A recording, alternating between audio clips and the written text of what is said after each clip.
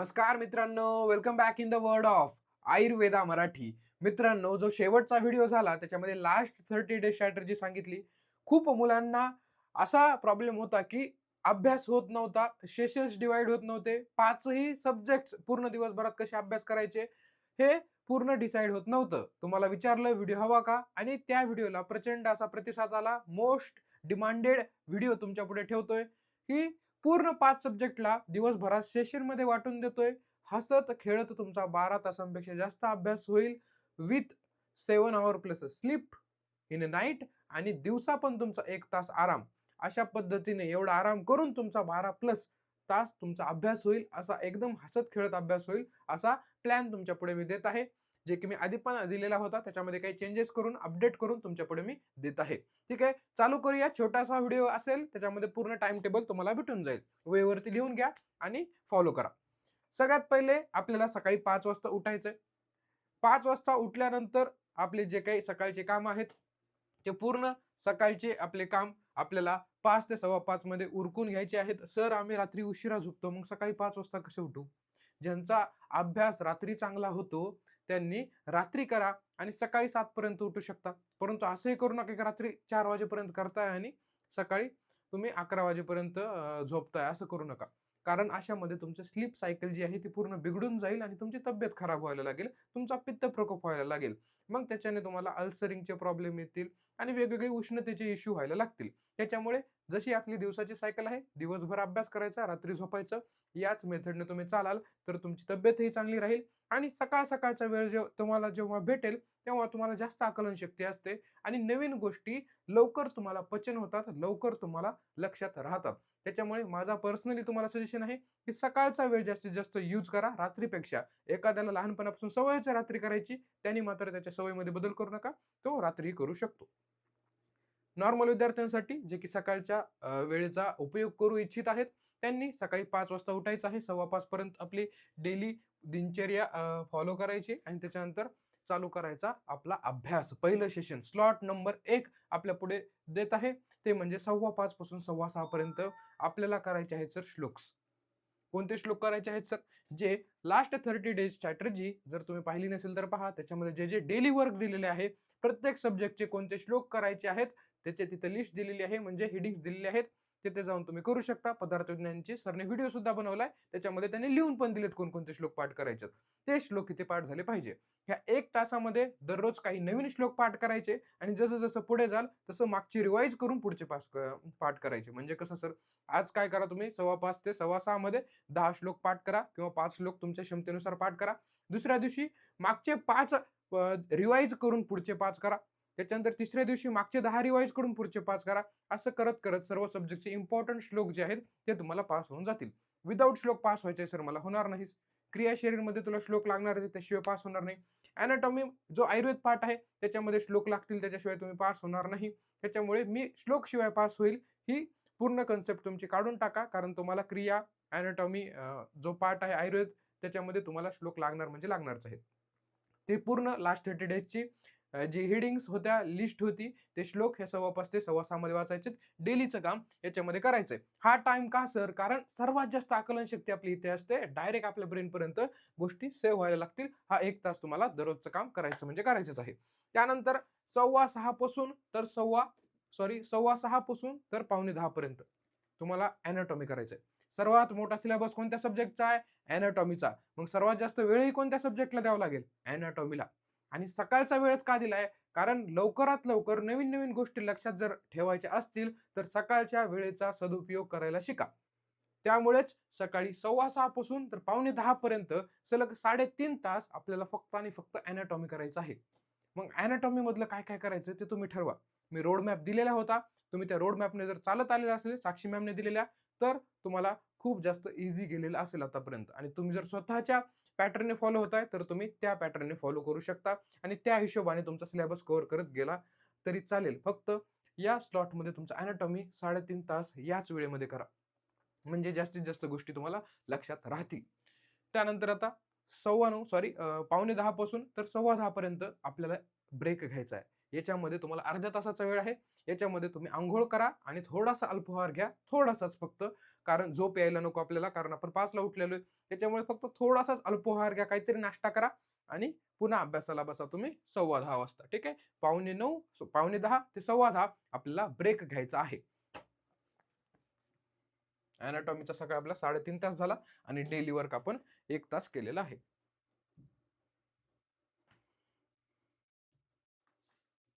त्यानंतर पुढचा स्लॉट आपला ठेवायचा सर आपल्याला. पुढचा स्लॉट आपण ठेवलाय ब्रेक नंतरचा क्रियासाठी. क्रियासाठी कोणता स्लॉट ठेवला सर आपण? क्रियासाठी आपण स्लॉट ठेवलाय 10:15 पासून तर 1 मिनिट.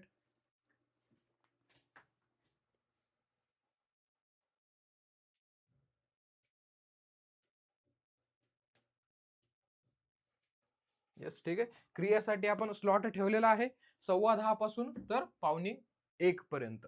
या स्लॉटमध्ये आपल्याला अभ्यासाला बसताना अंघोळ करूनच बसायचंय, फ्रेश होऊनच बसायचंय आणि ब्रेकफास्ट थोडासा करून बसायचा आहे. मग ते आता 10:15 पासून तर 12:45 पर्यंत, जो की 2.5 तासाचा वेळ आहे. फक्त क्रियाशरीरचा अभ्यास करा, नवीन सिलेबस करा आणि दुसऱ्या दिवशी जेव्हा तुम्ही क्रियाला बसताय, मागचा 5 मिनिटांमध्ये रिवाइज करून, 10 मिनिटांमध्ये रिवाइज करून पुढचा घेणार.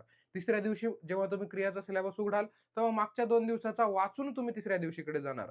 चौथ्या दिवशीकडे जाणारा 1, 2, 3 3 दिवसाचा वाचून तुम्ही चौथ्या दिवशीकडे जाणार. असं करत करत जसं जसं पेपर जवळ येतील तस तसं नवीन चॅप्टर घेण्याची, आकलन करण्याची आपली क्वांटिटी कमी झाली पाहिजे आणि रिव्हिजन करायची क्वांटिटी आपली वाढली पाहिजे. जेवढं जास्त रिव्हिजन तेवढे जास्त पेपरमध्ये तुम्हाला आठवण्याचे चान्सेस जास्त. ह्या पहिल्या चॅप्टरवरती किती वेळा रिव्हिजन होतंय, डे फर्स्ट वरती तुम्हाला कळतंय, सेकंड वरती किती होतंय तुम्हाला कळतंय. ठीक आहे. जेवढं जास्त रिव्हिजन, जेव्हा तुम्ही पहिल्यांदा रिवाइज कराल अर्धा तास लागू शकतो, दुसऱ्यांदा करताना तुम्हाला 20 मिनिटं लागतील, तिसऱ्यांदा 10, पुन्हा 5 मिनिटं, असं तुमचा टाइम कमी होत जाईल रिवाइजचा. जेवढं जास्त रिव्हिजन तेवढा जास्त फायदा. ठीक आहे. त्याच्यानंतर सर आपण 12:45 वाजता काय केलं? सगळ्यांचा आवडता विषय, झोप झालेली आहे. झोप झाली की लगेच पुस्तक घेऊन बसायचं का? जेवण झाल्यानंतर लगेच पुस्तक घेऊन बसायचं का? जेवण झालं की लगेच पुस्तक घेऊन बसलं की लगेच आपण डुकल्या द्यायला लागतो. मग ते पुस्तक पुढे घेऊन डुकल्या देऊस तर आपण डायरेक्टली पुस्तक ठेवून द्यायचं. जेवण झालं की थोडीशी रेस्ट घ्यायची. थोडीशी रेस्ट घ्यायची. सर आयुर्वेदामध्ये सांगितलं की दिवा स्वाप वर्ज्य आहे. थकलेल्या लोकांसाठी दिवा स्वाप वर्ज्य नाहीये आणि तुमचा जो मेंदू आहे तो अभ्यास करून करून सकाळपासून थकलेला आहे. त्याच्यामुळे तुम्ही थोडीशी रेस्ट घेऊ शकता. थोडीशी एक वामकुक्षी तुम्ही घेऊ शकता. थोडीशी म्हणता म्हणता तुम्हाला वेळ किती दिलाय बघा. 1:45 पासून तर 2:30 पर्यंत. 1:45 पासून 2:30 पर्यंत तुम्हाला वेळ दिलेला आहे. खूप जास्त वेळ आहे. या वेळेमध्ये तुम्ही रेस्ट करा. ज्यांना थोडासा मोबाईल पाहायचा आहे, त्यांनी थोडासा मोबाईल पहा. ज्यांना फक्त पढायचंय, आराम करायचा आहे, त्यांनी आराम करा. ज्यांना झोपायचंय त्यांनी झोपा. परंतु यामध्ये आराम करा. या वेळेमध्ये अभ्यास होण्याची सर्वात जास्त कमी प्रोबॅबिलिटी असते. म्हणून आपल्याला ह्याच्यामध्ये आराम करायचा आहे. ठीक आहे. 1:45 पासून तर 2:30 पर्यंत निवांत तुम्ही झोपूही शकता. फक्त एकदा झोपले की डायरेक्ट 4-5 तासांनी उठू नका. नाहीतर दुसऱ्या दिवशी सकाळीच उठाल. एवढं मात्र करू नका. त्याच्यानंतर सर पुढचं, जेव्हा आपण झोपेतून उठलोय, आता आपण फ्रेश झालेलो आहोत. एका फ्रेश माइंडने आता फ्रेश व्हायचंय आणि आपल्याला पुन्हा 2:30 वाजल्यापासून तर आपल्याला अभ्यासाला बसायचंय 5 वाजलेपर्यंत. ठीक आहे. 2:30 वाजेपर्यंत 5 वाजेपर्यंत. कोणता विषय घ्यायचा आपल्याला आता? पदार्थ घ्यायचा किंवा संहिता? तुम्हाला जो जास्त हार्ड वाटतो तो इथे घ्यायचा आहे. पदार्थ किंवा संहिता, ज्याचा तुम्हाला जास्त अभ्यास करायचा आहे, म्हणजे तुम्ही मागे आहात त्या सिलेबसमध्ये, तो सिलेबस तुम्हाला अभ्यास करायला घ्यायचा आहे. पदार्थ किंवा संहिता तुमच्या मनावरती. ठीक आहे. पुन्हाही याच्यावरती एक स्लॉट येणार आहे, जो उरलेला सब्जेक्ट आहे त्याच्यासाठी. दोन्हीपैकी एक कोणताही सब्जेक्ट इथे तुम्ही करू शकता, कारण टोटल 2.5 तासाचा वेळ तुम्हाला याच्यामध्ये मिळणार आहे. 2:30 पासून तर 5 पर्यंत. ठीक आहे. आतापर्यंत आपण 9.5 तास अभ्यास केलेला आहे. हसत खेळत झोप घेऊन एकदम फ्रेश मूडने आपण अभ्यास केलाय. सकाळी 5 ते 5:15 श्लोक केले. त्याच्यानंतर 5:15 पासून 9:45 पर्यंत आपण अॅनाटॉमी केलं. अॅनाटॉमी झाल्यानंतर अंघोळ केली. त्याच्यानंतर आपण थोडंसं क्रिया केलं 2.5 तास. पुन्हा 2 तास आपण झोपलो. 1-1.5 तास आपण आराम केला. त्याच्यानंतर आता आपण पदार्थ करतोय 2.5 तास. ठीक आहे. किती आपला अभ्यास झाला? 9.5 तास आपला आतापर्यंत अभ्यास झाला. पुन्हा आपल्याला काय करायचं सर? पुन्हा आपल्याला आता 5 वाजेनंतर पुन्हा ब्रेक घ्यायचा. सर किती ब्रेक देताय तुम्ही? हीच तर स्टडी टेक्निक आहे सर. फक्त पुस्तक पुढे घेऊन दिवसभर जर पुस्तक पुढे घेऊन बसलं म्हणजे माझा अभ्यास होतोय असं नाहीये. आपल्याला थोडीशी टेक्निक यूज करावं लागेल. स्टडी ब्रेक ही टेक्निक यूज जर केली तर तुमच्या माइंडला सुद्धा रिलॅक्सेशन भेटेल आणि नवीन नॉलेज घेण्यासाठी, नवीन सिलेबस आतमध्ये टाकण्यासाठी जागा तयार होईल. त्याच्यामुळे ही टेक्निक वापरा. ब्रेक स्टडी हा टेक्निक तुम्हाला यूज करावा लागेल. 5 ते 6 मध्ये पुन्हा ब्रेक घ्यायचा आहे. ब्रेक तुम्ही मोबाईल थोडासा पाहू शकता, थोडंसं फ्रेश होऊ शकता, वॉक घेऊ शकता एखादी. त्यामध्ये पूर्ण 1 तास जर तुम्हाला एवढा काय टाईमपास करू म्हणून वाटत असेल, तर आयुर्वेदा मराठीचे तुमचे जर पेंडिंग YouTube व्हिडिओज राहिलेले असतील, तर ते पेंडिंग YouTube व्हिडिओज पाहून घ्या. प्लेलिस्टवरती चेक करा. त्याच्यामुळे तुम्हाला एनालिसिस चांगलं होईल. जर एनालिसिस तुम्ही चांगलं करायला लागाल ब्लूप्रिंटचं, प्रिव्हियस इयर क्वेश्चनचं, तर काय होईल, तुम्हाला अभ्यास करण्यासाठी आणखी चांगली आयडिया येईल, की कोणत्या टॉपिकवरती जास्त फोकस करायला पाहिजे. त्याच्यामुळे याच्यातला 15 मिनिटं तरी तुम्ही 1 तासातला पहिले पेंडिंग व्हिडिओ जे आहेत, प्लेलिस्ट आहेत आयुर्वेदा मराठीच्या, ते बघायला घालू शकता 6 वाजेपर्यंत. त्याच्यानंतर आता येतो मेन वेळ तुमचा 6 ते 9. रात्री 6 ते 9 पर्यंत तुम्हाला पहिले 1.5 तास तर संस्कृत करायचं आहे. पहिले 1.5 तास काय करणार आपण? संस्कृत करणार आणि उरलेला 1.5 तास तुम्ही पदार्थ किंवा संहिता करायचा आहे. पहिल्या स्लॉटमध्ये 2:30 ते 5च्या स्लॉटमध्ये जर पदार्थ घेतला असेल, तर आता संहिता घ्या किंवा तिकडे संहिता घेतला असेल, तर आता पदार्थ तुम्ही घेऊ शकता. परंतु या 3 तासाच्या मध्ये तुम्हाला 1.5 तास पदार्थ किंवा संहिता करायचा आणि 1.5 तास कंपल्सरी संस्कृतला द्यायचा म्हणजे द्यायचा. कळतंय? सकाळचा जो 1 तासाचा वेळ आहे त्याच्यामध्ये तुम्ही श्लोक सुद्धा संस्कृतचे जे शब्द, धातू आहेत ते सुद्धा रिवाईज करू शकता आणि हे संस्कृतचं दररोज 1.5 तास पाहिजे. ज्यांनी आयुर्वेदा मराठीचे लेक्चर कोर्स घेतला पेपर 1चा ₹500 तुम्ही डायरेक्टली लेक्चर पाहू शकता. 20-20 मिनिटाचे लेक्चर आहे. ते एक-एक चॅप्टर करीत तरी तुम्ही गेलात तरी सुद्धा तुमचा 1.5 तासामध्ये भरपूर अभ्यास होतो विथ नोट्स. ठीक आहे. मग ज्यांनी आतापर्यंत संस्कृत केलंच नाही, त्यांनी 2 तास अभ्यास करा. म्हणजे तुम्हाला जास्त वेळ मिळेल. लेक्चर पाहून नोट्स काढून तुम्हाला सिलेबस कव्हर होऊ शकतो. दुसऱ्या दिवशी तेव्हा तुम्ही संस्कृतला बसाल, पहिल्या दिवशीचं रिवाईज करूनच बसा. हा पॅटर्न प्रत्येक सब्जेक्टला लागू करायचा म्हणजे करायचाच. कोणताही विषय तुम्ही जर करताय, तर तो करताना त्याचे हेडिंग्स बाजूला लिहून घ्यायच्या. एनाटॉमी, क्रियाशरीर ते करता त्याची हेडिंग लिहून घ्यायच्या, सब हेडिंग लिहून घ्यायच्या आणि त्या पुन्हा-पुन्हा वाचायच्या, रिवाईज करायच्या. जेव्हा एक्झामिनर पेपर वाचतो तुमचा, जर तुमच्या हेडिंग परफेक्ट लिहिलेल्या असतील, तर जास्त तो कंटेंट वाचणार नाही. कारण त्याला कळालं की हेडिंग, सब हेडिंग्स बरोबर आहेत, म्हणजे यांनी कंटेंट सुद्धा बरोबरच लिहिलेलं असेल. त्यामुळे रिवाईज करताना जास्तीत जास्त फोकस हेडिंग्सवरती करायचं. याच्यामधला 1.5 तास कशामध्ये दिला तुम्ही? संस्कृतमध्ये दिला. संस्कृतच्या पूर्ण कन्सेप्ट समजून घेतल्या, लेक्चर पाहिल्या, प्रॅक्टिस केली आणि त्याच्यानंतर उरलेला जो 1.5 तास आहे त्याच्यामध्ये पदार्थ किंवा संहिता आपण केलं. ठीक आहे. इथपर्यंत आपण दिवसभरातून अभ्यास केलाय 12.5 तास. 12 घंटे 30 मिनिट. तुम्हाला कुठेतरी हेक्टिक शेड्यूल वाटला का? तुम्हाला रेस्ट किती करायला भेटले बघितलं? तुम्ही रात्री 7 तास झोपलात आणि दुपारी सुद्धा तुम्हाला 2 तास ब्रेक भेटलाय. आणि 5 ते 6 मध्ये सुद्धा तुम्हाला ब्रेक भेटलेला आहे. म्हणजे ब्रेकच जास्त झालेत अभ्यासपेक्षा. जाणवतंय तुम्हाला? कुठेतरी हेक्टिक शेड्यूल जाणवतंय. अशा प्रकारे तुम्ही 12.5 तास अभ्यास करू शकता आणि तुमच्या माहितीस्तव तुमचे 5 ला 5 सब्जेक्टचे स्लॉट, 5 ला 5 सेशन इथे बसलेले आहेत. कसे सर? सकाळी एनाटॉमीचा 3.5 बसला. ठीक आहे. त्याच्यानंतर क्रिया शरीरचा 2.5 तास. त्याच्यानंतर पदार्थ किंवा संहिताचा आपण 2.5 ते 5 पर्यंत केला. त्याच्यानंतर 6 ते 9 मध्ये आपण 1.5 तास संस्कृत आणि 1.5 तास उरलेला पदार्थ किंवा संहिता केला. 5ही सब्जेक्टसाठी प्रॉपर वेळ मिळाला. एनाटॉमीचा सगळ्यात जास्त सिलेबस आहे म्हणून त्याला 3.5 तास वेळ मिळाला. पदार्थ आणि संहिता तुम्हाला जो जास्त सिलेबस कव्हर झालाय त्याच्यानुसार तुम्ही टाईम ठरवा. क्रियाला आपण 2.5 तास दिलाय जो की प्रॉपर आहे आणि संस्कृतला 1.5 ते 2 तास तुमच्या मागच्या अभ्यासावर डिपेंड आहे. 1.5 द्यायचा की 2 द्यायचा.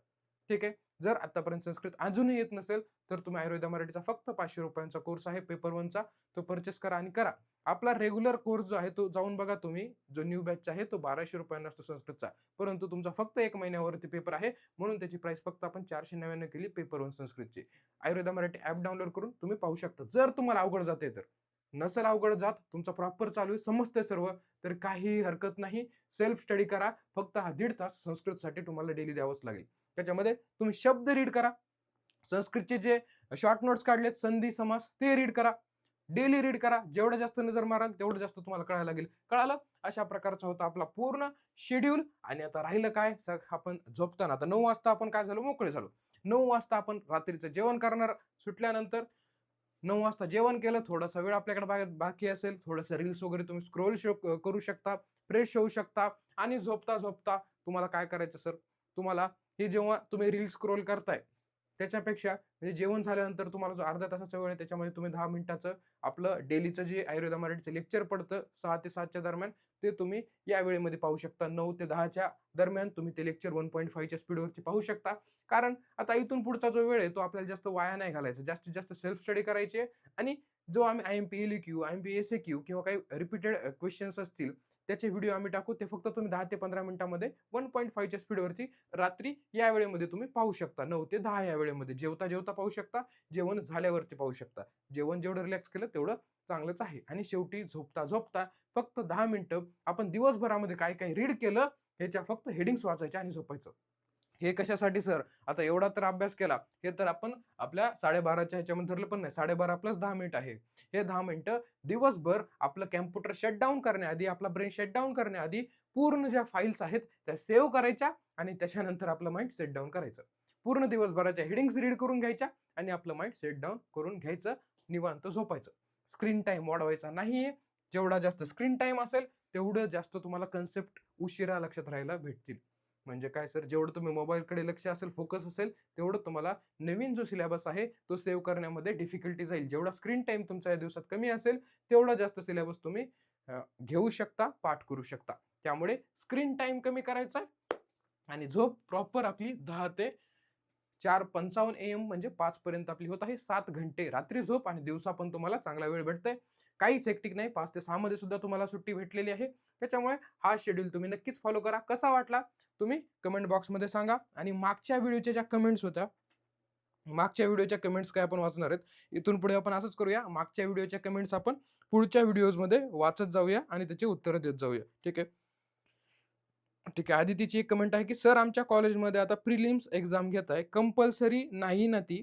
काही अभ्यास होत नाहीये त्या एक्झाममुळे." ठीक आहे. मलाही पर्सनली ह्या प्रिलिम्स एक्झाम ज्या आहेत त्या आवडत नाहीत. काही कॉलेज प्रॅक्टिससाठी घेतात. त्यांचा पॉइंट ऑफ व्ह्यू असतो तो. परंतु मलाही त्या पर्सनली आवडत नाही. कारण त्या ज्या एक्झाम्स आहेत त्याच्यामध्ये आपण पूर्ण सिलेबसचा अभ्यास करतो. त्याच्यामुळे आपल्याला पूर्ण अभ्यास होत नाही. जेव्हा आपण 1 मंथ आपण पूर्ण आपल्याला जर घ्यायचा असतो, पूर्ण यूज करून घ्यायचा आहे, तर आपल्याला स्टेप बाय स्टेप या पद्धतीने आपल्याला 1 चॅप्टर, 2 चॅप्टर, 3 चॅप्टर, 4 चॅप्टर, 4था, 5वा या स्टेपने करावा लागतो. आणि जर एक्झाम असेल तर आपण पूर्ण सिलेबस एकदाच कव्हर करायला बघतो, जे की चुकीचं आहे. ह्या 1 महिन्याचा पूर्ण जर फायदा पाहिजे असेल, तर ह्या एक्झाम मला तरी पर्सनली वाटतंय, की कामाच्या नाहीयेत. ज्या कॉलेज घेत आहे त्यांचा पॉइंट ऑफ व्ह्यू असू शकतो आणि त्यांना माझ्यापेक्षा जास्त अनुभव असू शकतो. त्याच्यामुळे ते एक्झाम घेत आहे. त्या कंपल्सरी NCISM कडून तरी नाही आहेत. तुमच्या कॉलेजकडून कंपल्सरी असतील तर तुम्हाला द्यावे लागतील. त्यानंतर दुसरं, फिजिओलॉजीचं टेन्शन आलंय. आयुर्वेदा पाठ चांगला करून फिजिओलॉजीचा फक्त IMP टॉपिक्स केले तर चालेल का? म्हणजे आयुर्वेद करून फक्त IMP टॉपिक्स केले तर चालतोय. असं करू नका, काही स्किप करू नका. आयुर्वेदा पूर्ण करून मॉडर्नचे मोस्ट नोचे जर टॉपिक केले तर तुम्ही ते स्किप करू शकता बाकीचं. ठीक आहे. त्याच्यानंतर आणखी संहिता all chapter IMP topics in short फॉर्मॅटमध्ये एक्सप्लेन करा. मॅडमने आताच एक लाईव्ह घेतलेलं होतं. पुढेही घेतील. पदार्थला कृष्णा सर आल्यावर पण काही तुम्हाला फुल सिलेबस लाईव्ह पाहायला मिळतील. त्याच्यानंतर आता सगळ्यात जास्त इथे डिमांड आहे मोस्ट रिपीटेड क्वेश्चनची. तुमच्या जेवढ्या जास्त कमेंट होत्या मोस्ट रिपीटेड क्वेश्चनची, आमची पूर्ण आयुर्वेद मराठी टीम कामाला लागलेली आहे, की पूर्ण सब्जेक्टचे मोस्ट रिपीटेड क्वेश्चन पूर्ण टीचर जे आहेत आपापल्या विषयांचे ॲनालिसिस करायला स्टार्ट झालेलं आहे आणि मोस्ट रिपीटेड क्वेश्चन काढायला चालू झालेले आहेत. आम्ही असं नाहीये, की तुम्ही म्हटलं हा व्हिडिओ बघा, की लगेच आम्ही येऊन इथं उभं राहत आहोत. नाही. आम्ही त्याचा अभ्यास करतो, त्याचा ॲनालिसिस करतो. आम्ही मागचे 2014 पासूनचे क्वेश्चन पेपर पाहत आहोत. जरी पॅटर्न चेंज झालेला असला, तरी सुद्धा पेपर काढणारे लोकं तेच आहेत. त्यांचा माइंडसेट तोच आहे. त्याच्यामुळे 2014 पासूनचे आम्ही आता पेपर बघत आहोत. 2025 पर्यंतचे, की काय-काय क्वेश्चन आहेत जे की डेली रिपीट होत आहे आणि ते क्वेश्चन तुमच्या पुढे ठेवू आम्ही. जेणेकरून तुम्हाला आणखी प्रोबॅबिलिटी वाढेल, की तुम्हाला पेपर चांगला जाईल. ठीक आहे. कोणत्या सब्जेक्टचे पहिले अपलोड करायचे यासाठी कमेंट बॉक्समध्ये सांगा. लाईक करा, हाइप बटनवरती क्लिक करा व्हिडिओच्या आणि भेटूया पुढच्या लेक्चरमध्ये. काही कमेंट मध्ये सांगू शकता तुम्ही काही इश्यू असेल तर नेक्स्ट लेक्चरमध्ये आपण तो इश्यू कव्हर करूया. Thank you very much.